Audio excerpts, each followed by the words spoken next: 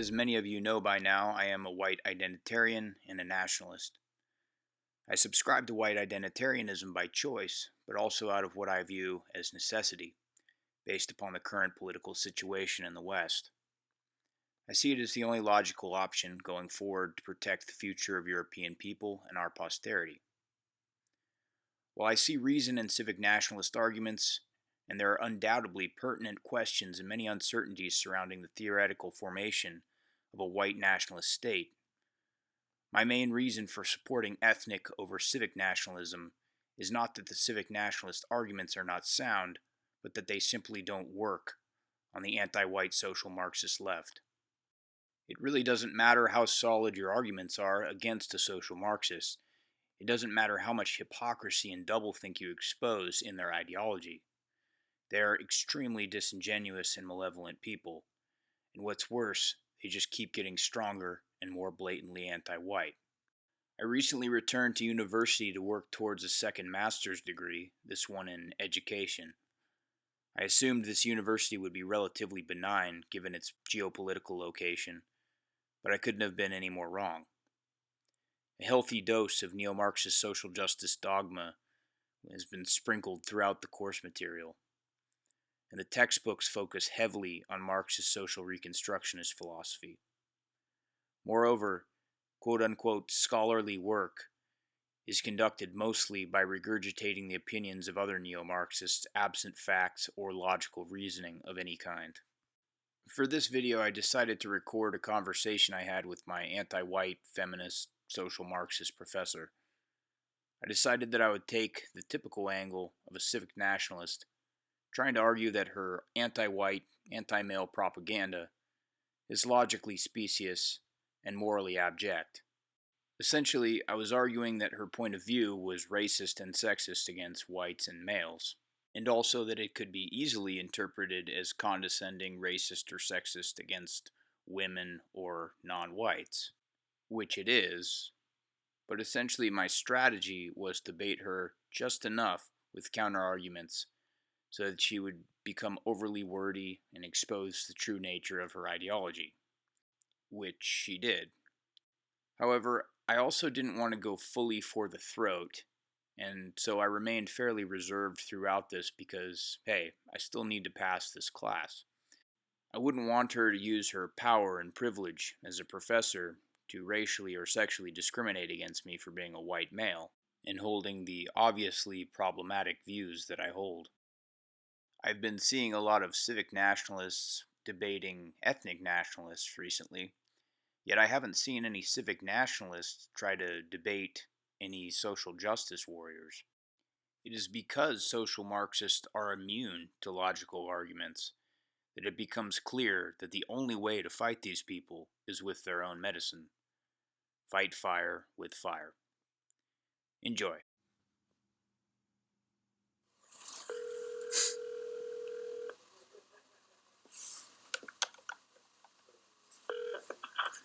This is Mar. Dr. Good morning. How are you? Oh, hi. How are you? I'm doing quite well, thanks. Good. How can I help you? I just had some questions. I just wanted to discuss the assignment that we had last week. Okay, great. So, some of the concepts in there, I don't really feel like I failed to understand them. I just don't really feel like I agree with them very much. Okay. I understand that maybe your personal views might affect your discussion of the topics, but we are dealing with actual theories of development and societal existence. So, for example, if you take the concept of classism, do you have a definition for classism? I'm trying to help you because you seem to have an understanding of classism. I'm trying to help you use that understanding to apply it to sexism and racism because they're all very similar. They just deal with different groups of people. So if you understand classism... Yeah, well, one of them doesn't pertain to a specific identity group, classism. The other two collectivize identity groups. Well, here's what I'm trying to help you understand. Classism, if you have a definition for that, is a system of advantage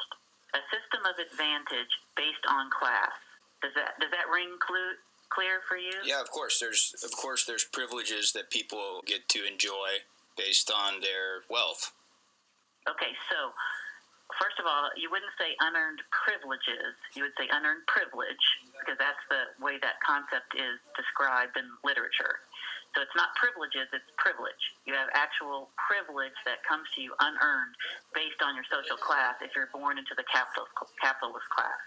Well, I'm trying to help you understand the literature. This is an education, an academic course, and we're understanding the literature. It's not just people's opinions. It's not just what you might have observed on your own.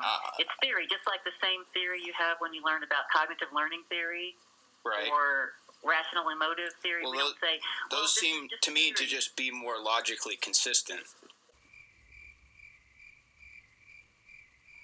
I'm sorry, I don't understand that. Well, I think that, that the idea of collectivizing an entire race of people or gender of people is logically inconsistent. I think it's morally abject, too, in some ways. But it's okay to do that for social class. Well, yeah, because that doesn't have anything to do with things that people can't really control.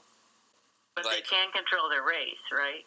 No, they can't. That's what I'm saying. They can't. Nobody can control what gender or race that they are.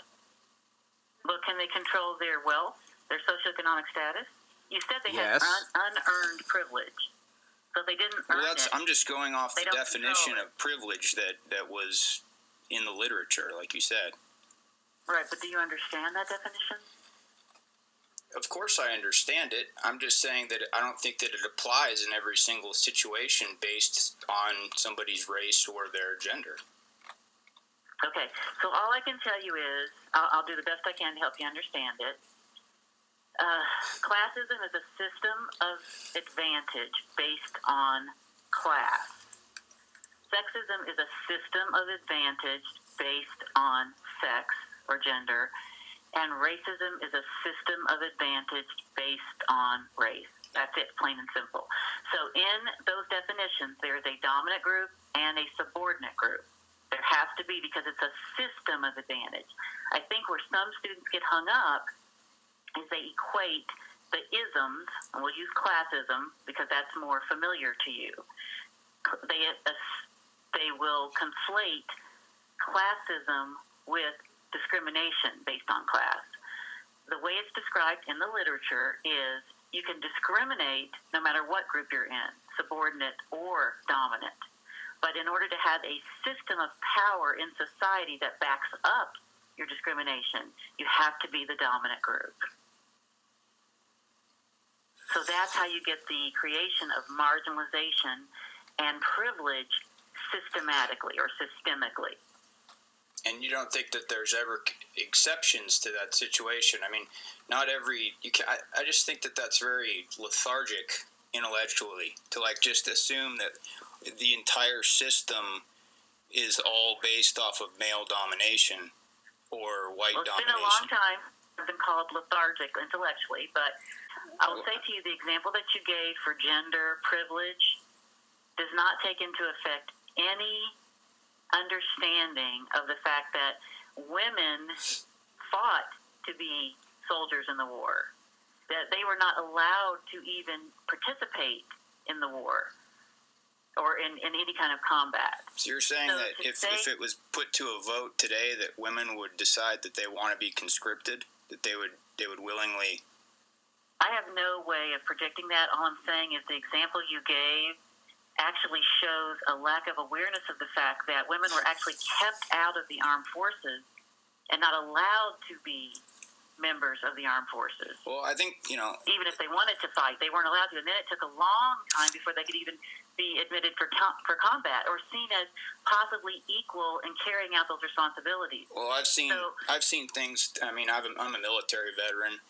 I have some idea about this. I think that there's been surveys conducted on active duty females in the military, and still only about 8% of them want anything to do with any combat related roles. But Either way, I guess it's a right. It's an opportunity. It's the point we're talking. It doesn't matter how many want to. It's the opportunity. It's whether you're allowed to do it or not. right, but they do have the opportunity now. So that's not a benefit to them that they don't have to be conscripted and go off to war. I mean, no. Well, actually, no one is required to go off to war at this time. Well, males are still required to register for the selective service. That's correct. And women aren't. But right. So the other thing that I thought was kind of interesting was that, the question was just gender privilege. You didn't ask for an example of male privilege. So no. By that, I would say, okay, so gender privilege, and this is really why I answered the way that I did. It was intentional because I wanted to display that the default would be to come back to male privilege, if any gender privilege. I hear what you're saying. And I don't think that that's true. I think that in society there are a mixture of different benefits and burdens that each gender possesses. And I don't think that any disparity is necessarily inequality. It's all true. And I'm sorry because I just don't have much time because we didn't meet at the time that we scheduled. But all I'm saying is there is no argument here that there are so many injustices in this world for every group, for people who are overweight, for people regionally are discriminated against. This is not to say that these are the only examples of discrimination or hardship in the world.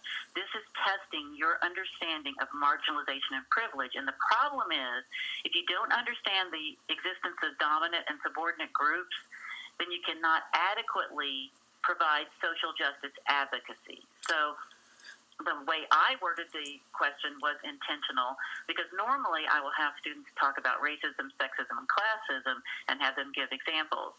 And over the years, that has become so basic and so easy that, everyone understands that concept. So in my graduate work, I've started to make it a little bit more difficult and analytical to help them focus on privilege so that they see that if there are individuals in society who are disadvantaged, in other words, marginalized, then there have to be people who are on the other side of that advantaged or privileged. So it makes it slightly more analytically difficult to talk about privilege than just simply the isms, racism, sexism, classism. Exactly. So that's why it's worded. Yeah, and I mean, we could talk about race. That obviously racism, sexism, classism exists. My issue with this theory. They're not theoretical. They exist. Absolutely, they exist. I mean, for anybody to say that would be... Let me stop you there before you go too far. Let's stop you right there. If you can acknowledge that racism, sexism, and classism exist, it's not a theoretical concept, they exist, then think, if they exist, if people are systematically marginalized based on their race, class, and gender, there have to be groups that are systematically privileged based on their race, class, and gender. Racism, classism, and sexism is not all a systematic thing. It can be an individual thing. That's the definition of That's the sociological definition of racism. I think that in some ways that this whole theory of white privilege, and even to some extent saying that all people of color are marginalized, is in and of itself a stereotype. And if you look at actual definitions of racism, and you look at what it says that if you attribute any characteristic, any stereotype to one entire class of people. All right. I'm sorry. I don't know if you know that this is my area of research. That this is the reading is me. I know that's you. I understand. So I've actually read the definition of racism before, and we can't really debate that definition. It's a definition that exists in the literature. Well, somebody came up with the definition, didn't they? So what? I mean, what do you mean it can't be debated? Yeah, but it's the same way. Like you could debate, for example, the theory of the scientific process. Okay, that has come into fruition through years and years, decades and decades. Hundreds and thousands of scholars have agreed upon what are the accepted definitions of these terms. And there are accepted definitions for these terms. And I truly believe that what you're describing is discrimination as opposed to racism or sexism or classism. And discrimination is a real thing. It's a bad thing. It can be pervasive. It can ruin people's lives. It's awful. It's terrible. It shouldn't exist. But it's different than systemic forms of discrimination. And that's what we're trying to help you understand. Because if you don't understand that it's systemic, then you can't be a social justice advocate, because you don't know what the dominant and subordinate groups, what power they have, and how to dismantle that power. You just can't do it.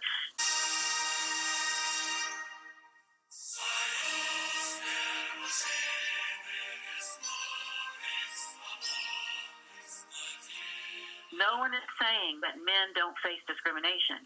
Males face discrimination in schools pervasively, because up until about the age of middle school, they are inferior to girls in terms of their language development and literacy, because they tend to have a socialization that emphasizes more active play and less attention, time to pay attention. By middle school, they've caught up, largely because of probably fairly effective education and their own abilities. But they faced that discrimination in the early ages, and it could be a real problem if they weren't able to catch up. So no one's saying those kinds of things don't exist. They exist. It just so happens in our society, which is male-dominated, that females paid less money for doing the exact same work. That females are I don't believe that's true either. Sorry. I'm sorry? I don't believe that that's true either. You have to just research it. I mean, you see, we can't go on just what you believe. And I have researched it, quite frankly. Okay. So. All right. Well, just all I can say is, if you look in the literature and if you talk with any scholar on race, class, or gender, that these will be the principles that are taught and used as established knowledge. Well, I think most gender activists would use the wage gap. Legitimate forums. And they're discussed everywhere. They're published in legitimate forums. So there's no way for me to debate what actually exists. Okay. For you to say that there's also scholarly work that exists that completely debunks the wage gap. So that's the thing. It's like you keep saying that these things can't be debated and there can be no other opinion, and that kind of is a little bit disconcerting to me. All right, it's not an opinion. That's the difference that we have. And because you are able to understand it as it relates to class, I just encourage you to look at how it also relates to race and gender, because they really are the same concepts. They really, really, really are. They're the exact same concepts. If you understand it for classism, you can apply that understanding to understand it for gender and race. Okay. But that's the way it goes. And if you don't feel comfortable with that knowledge, obviously you're going to have to do whatever it takes for you to do that. But I can tell you ethically in the profession that we really do encourage and require a social justice advocacy position. Okay. I just don't think that it's really very moral or beneficial to anybody to assume anything based on their race, basically like saying that, hey, I'm just going to assume that you're disadvantaged based on the fact that you're not white. Well, you're disadvantaged in certain ways in society. You certainly are. And so that's the point of social justice advocacy. It's looking at where the power lies in society to enact and maintain these barriers. Yeah. So if it's not something, it's not something I can convince you exists. I really can't. I can only present literature, the most established and respected literature in the field. That's all I can present you with. There's nothing else I can do. In completing assignments for this class, you can cite the sources. You can say according to whatever the readings that are required. But that's the best I can do. Okay. Is to have you show me that you understand that concept. So you can choose not to believe or endorse it, but you can state it as what you have learned from the course readings. My papers have to reflect that I believe it, basically. No, that you I just said your papers have to reflect that you understand the paradigm, not necessarily that you support it. Again, I would encourage you to really look more carefully at this and to do more research. But there's nothing that I can do to force you to believe anything, and that's not my goal. Okay. But I am going to present the best practice and the best knowledge in the field, and that's what I'm doing. That's all I can do as an instructor. Okay. As far as the number 5 and 6 questions, I just think if you specifically wanted an example of male privilege, for instance, or white privilege, I would have given that example. But to show an understanding of privilege as it relates to this context, you have to know it's male. That's part of the question. So it's by default that analysis. So there is no such thing as female privilege. Correct. There is no such thing as anything that's afforded to people of color. Example, that there is no such thing as lower class privilege. There's no such thing as lower class privilege. You can understand that. You can understand it for the other two. There is no such thing. You can't say wealthy people are disadvantaged because they don't get scholarships. You can't say that because it's true. They don't get scholarships because scholarships are based on how much money you earn. But you can't say that that the wealthy people are discriminated against. You just can't say it. But it is an unearned privilege, isn't it? No, it's not a privilege. It is an attempt for equity in a society where the system is stacked against subordinate groups. It's just an attempt. It's an attempt to help a group get a right that they hadn't had historically. Yeah, that's all it is. I understand, but I also don't think that every disparity in equity has to do with a disparity of equality. I just don't think that's true. It's for race, class, gender, and sexual identity, and they're historical facts, and there's no other. Again, there's nothing else I can say. There's nothing I can. But I would encourage you to read. I would encourage you to continue to read, because if this is not your area of scholarship and specialty, as it is mine, I would encourage you to think about the fact that maybe you don't, even though your personal experiences tell you one thing, that maybe you don't know every single thing about it.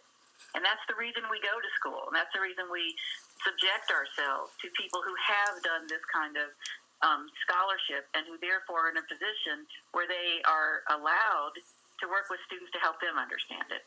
So I understand that it is, it is offensive to you, but I cannot change that this is scholarship that exists and that it has been something I've dedicated my life to understanding and to writing and reading about, and so have many other scholars in the world. And it's offensive to you, but there's nothing I can do about that feeling of offense that you have. Okay. Would it be any different if I wasn't white? It would be no different at all. Just like we're talking about gender and we're talking about social class and we're talking about sexual identity. I don't happen to be gay or lesbian or transgendered, but I absolutely understand the systemic heterosexism that affects the opportunities for people in that group. So it has nothing to do with who I am. So nothing at all. Just happens to be that's what I have studied. I mean, I'm just asking, like, if I, for instance, was black and I thought that it was really offensive that this entire system, this entire theory made it, so that I was by default marginalized somehow and made to be felt like a victim within society, would that? And it's a good question. That's a really good question you ask, because sometimes I have many female students who will say, I've never experienced sexism. It doesn't exist. Women aren't disadvantaged in society. And they feel, there are some women, especially women who will say that. And you'll say, well, can you be a leader in your church? No, I can't. Women can't do that. Well, do you get the same opportunities in your school district to get the jobs in the extracurricular? No, I don't. Only males can be principal. Well, aren't they kind of just assuming that, though? All I'm saying is, you asked if you're a member of the group. Is it still wrong? And I'm giving you an example of that. All right. That's all I'm saying. Okay, Doctor. I know you're busy, so I'm gonna let you go. But all right. Well, this woman is clearly hopelessly dishonest and not very bright to boot. It must be noted that she is also extremely dangerous and powerful. It is people like this woman that are creating victims and dissidents out of every batch of students that they get their hands on. Most students, even at the graduate level, are not red-pilled about cultural Marxism, nor are they logically minded or adept enough critical thinkers to see the logical inconsistencies in the premise of these cultural Marxist theories. Others still would simply be too scared or indifferent to question the validity of these theories for fear of being socially ostracized and labeled as a racist or a sexist. It was obviously uncomfortable for me personally to take the Sargon of Mossad approach in arguing with this woman. My true arguments would have dismantled the notion that there is anything wrong at all with whites maintaining hegemonic control and requiring cultural integrity in our own nations, i.e., having white privilege. Furthermore, I might have added that males and females are biologically, psychologically, intellectually, and emotionally very different, and therefore the disparities in power between men and women within our society is completely natural. The truth is that men have every right to rule society.